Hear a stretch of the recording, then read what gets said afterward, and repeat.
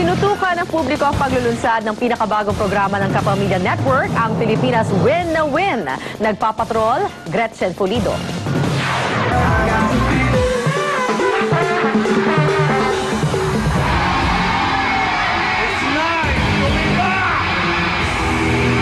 Sa opening pa lang ng Pilipinas Win na Win, buhay na buhay ang lahat.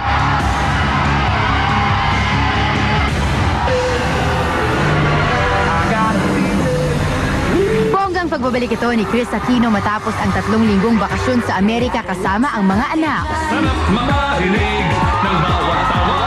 Comeback din ito sa noontime show ng bad boy of Philippine movies na si Robin Padilla kasama sina Pokwang, Mariel Rodriguez at Valerie Concepcion. Simula pa lang to, so alam ko that the challenge lies in the coming days. May kwelang kwento rin si Chris tungkol sa anak na si Baby James na nasa studio. Si Baby James ang nasistress dahil nung nag-aabot ng bulaklak si Robin, si Bambi sumisigaw na no kiss, no kiss.